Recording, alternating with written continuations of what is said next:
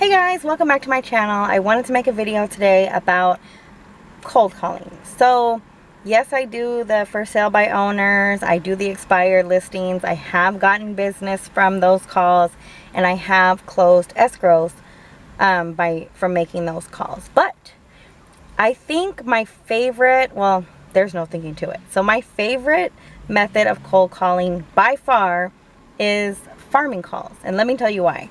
So when you're calling expired listings or canceled listings, there's a reason why they canceled or got expired. And the reason usually is because it didn't sell, because the owner wanted a very high price and the market wasn't telling them the price they wanted to hear. So they either didn't get any offers or didn't accept any offers, and it didn't sell, so it expired. And the for sale by owners, I actually haven't had any luck with for sale by owners, at least not lately. But with the expired and canceled ones, yes, but that's kind of what I kind of get from it. I know I went on not too long ago a listing appointment for an expired listing, and I went on the appointment.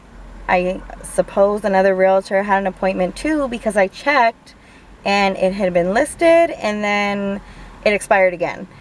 And when I was in the appointment, the owner was telling me like the number he would be comfortable selling it at, and it was a really high number. And what I was trying to kind of explain to him is, you're going to get your best offer by putting your home on the market. It's not like you're selling it off market and you're getting like a bunch of lowball investor offers or cash offers. Like, there is no way to get a better offer than to publicly put it on the market and let everybody looking for a home see it.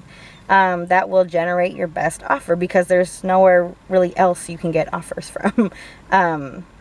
So I think that may be why I didn't get the listing, because I was kind of honest. And you always want to be honest. I don't know why, but I think some realtors, they kind of tell sellers they can get a number that they realistically likely won't be able to get their business. And then when they don't get the offer, then they have a whole nother conversation of, oh, we must have not gotten this because of this or because of that. And I don't really like to do that. I just like to tell people a realistic number of what they can expect, and if you get over, great.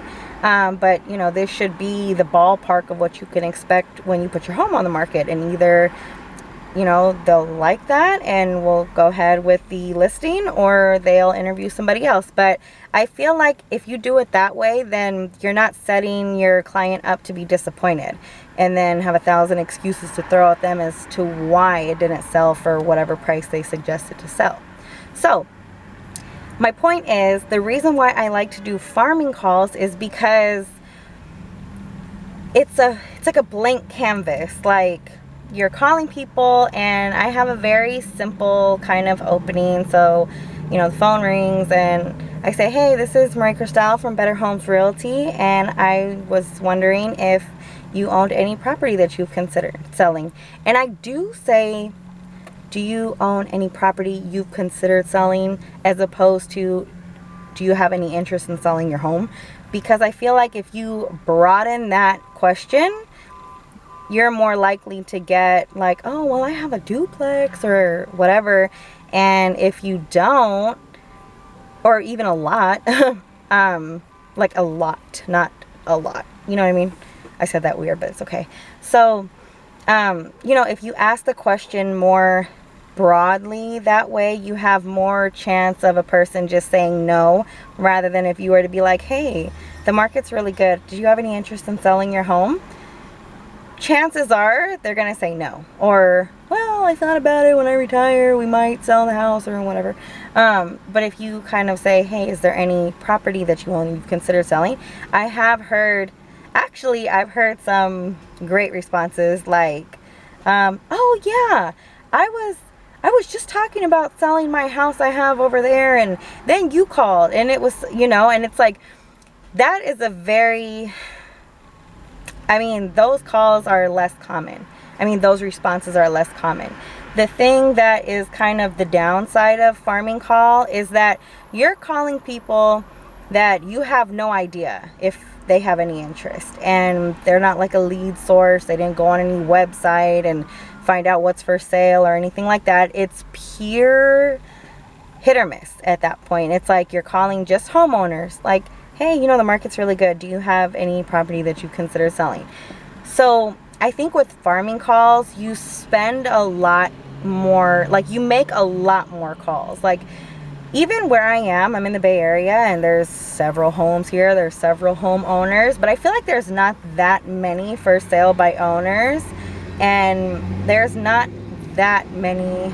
I mean, there's a kind of decent amount, but there's not that many for sale by owners, and there's not that many like canceled or expired listings. So once you've called all those, it's like, okay. So I just do farming calls because it's literally endless. Like the list just goes on and on and on and on. And the kind of search engine I use, I guess, I don't know if that's the right word, but the resource that I use for people's names and phone numbers, you can just keep hitting, like you can type in a street and then just keep rolling it over like a radius search, and it'll just keep going like 0.2 miles, search again. Like you can literally do it all day. Like it's an all day thing. And you know, when you don't have any appointments or anything booked, or you don't have anything to otherwise occupy your time business wise, of course you can probably always find something to do. But if you're focused on growing your business, I think that's a really effective way that doesn't cost any money, essentially. The only money I spend on farming goals is paying my phone bill, and when I do have a really good conversation with a homeowner, I say, okay, well, you know, is it okay if I send you over my information so you can take a look at my card, whatever. If it's a magnet, I'll say go ahead and stick it on your fridge or whatever. Those are the best. I should get some more of those because I feel like business cards are so like small and flat. It's really easy for it to get like lost. So I've been in the habit of sending people like magnetized cards now. I'm like, all right, stick it on your fridge. So, you know, we'll see if that makes a difference. And I think, so if you're gonna do farming calls, you should be really, like, sometimes people will be really mean to you and they'll be like, oh, take me off your list, or like they'll just be like all kind of grumpy. And I found if you call people before like 10 a.m. they're grumpy. So usually I wait till like 10:30 now, like 10:30 to like 4-ish. I'll do that if I don't have any appointments that day or something. And sometimes people are very pleasant, but of course it's like you're calling them, they're not calling you. So mostly a lot of people are gonna be not interested in that. Or, you know, if it happens to be that the list wasn't properly updated and they're not homeowners, or whatever the situation is, or sometimes it's the wrong number altogether, but I still, like, if I already made the call, I'm gonna be like, hey, well, you know, I'm looking for such and such, but since I have you on the phone, have you thought about buying a home, or do you have any interest in finding out what it takes to buy a home or what's available? And sometimes people are interested. And I will have to say, I'm not sure why, but when I first started making calls, I feel like nobody ever was interested in anything, and nobody, like, people were more often than not like super mean. But I feel like once I started consistently calling, I would get like 2 or 3 contacts a day. Well, no, let's say between 1 and 4. Like, so on a really good day, I would have 1 person to mail out my card to. That's 1 more person that has my information. And on a really good day, I'd be mailing out like 4 cards. Like, okay, I'm just sending over my information, you know, subsequently to a pleasant phone call. And, you know, those are people now that you're reaching out to that have your information, that have, you know, talked to you and you had a nice conversation. And I wouldn't say you got to know each other, but they know of your existence. They're expecting your card. They may hold on to it or they may not. You know, I guess that just varies from person to person. But I think it's a really good way to like get business from a blank slate. Like when you're dealing with expired listings, when you're dealing with canceled or for sale by owners, yes, you already know they're interested in selling their home, but they already have a price in their mind. Another realtor has already talked to them, and who knows what they say. Like some realtors, I'm telling you, they'll just like tell people these amounts and they're not realistic, and you're kind of not. So with farming calls, I feel like the people that do have property they've considered selling, they'll ask me like, well, how much can I expect? And at that point I'm like, well, you know, I'll come out and I'll take a look, and you know, I'll do a market analysis for you, and we can kind of generate a number you could expect from the market if you were to put it on the market, like a ballpark figure. And I feel like being like doing business with somebody like that that's trusting you to tell them instead of having like a number already in their mind, it's very much so less risk of a disappointment. You know, because like if a person talked to a realtor that said, oh, they can give you this much, or you can probably get this much, and they didn't, when you call them, they're still going to want that number. They're going to be like, well, I'm not willing to let it go for under such and such price. And it's like, where'd you get that price from? Did you do like a market analysis? Or that's why I tell, like, because sometimes people are like, oh, I want to, you know, kind of double check with a couple realtors or whatever and get a different opinion. And I always suggest to them, I'm like, okay, that's great, you know, do your homework, do your research, whatever a realtor tells you, just ask them to show you, bring comps, let you know what sold, when it sold, how it sold, like what you know, like the entirety of the situation, like how long was it on the market and everything like that. Just ask them to show you instead of just tell you. I feel like it's more, you know, it's more like, okay, because if they don't show you, then how are you gonna know? You know, so every time I go on like a listing appointment, I always bring comps or a complete market analysis, and I'll be like, okay, I think that you can generate this amount, or you may get an offer in this ballpark because of this is, you know, so far away from yours, and it sold for this. This is right next door and it sold for this, but yours is a little bigger and whatever. Like I just kind of generate like a ballpark figure.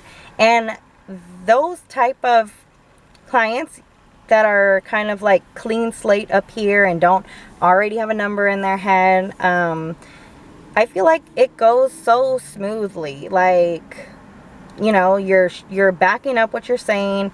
If it's the case that you do get whatever, you know, ballpark, or it may even go way over, you never know, but it's like there's less of a disappointment. And when I saw like that last appointment I went to, the listing appointment, another agent got it and it expired again, and I'm like, I mean, I guess that was good for like exposure or something if they had their sign in the front, but ultimately they couldn't close it because the seller had an unrealistic number in their mind, and no agent can make a buyer just appear out of thin air and produce whatever number you want. Like it goes by what the market tells you. So I just be as honest, you know, like there's no sense in telling a seller, oh, you can get this price, and it's not realistic. Like that's just creating disappointment. So that's why I like working with not for sale by owners. I do reach out to them. I do, because you never know. Maybe sometimes you can talk to people, form like a great kind of communication, and it could be a little better. And like I said, I have closed escrows from reaching out to expire listing. It does happen, and I do it. But farming calls, I feel like, are my favorite. And I've had several good experiences, and I've had a couple bad ones. Like sometimes people, like I've had twice where people just kind of messed with me. Like I called a homeowner and I'm like, hey, you know, the market's really good. I was wondering if you had any property you were interested in selling. And he goes, oh yeah, I have one. We can put it on the market next week. And it just like dragged on and on and on. And then I, like I just kept, I'm like, well, I'd like to see it. Like, it would be a good idea. He's like, yeah, I want $3 million. Like, I knew he was just messing with me, but I didn't get like frustrated. I was like, okay, well, I'd like to see it first. And by the end of the conversation, you could just totally like hear him flattening out and just being like, oh, okay. And I was like, well, if you hear anybody that's looking to buy or sell a home, I'd love if you gave them my card. He was like, okay. Like the whole sarcastic thing kind of just went out the window, maybe 5-7 minutes into the conversation. And it was just so funny. But that's all I have today. I wanted to, I think my next video is going to be like a kind of like fashion, like real estate fashion, something like that. It may be something else and that video will be published too, but that's what I'm kind of thinking of now. So thanks for watching and I'll see you in the next one.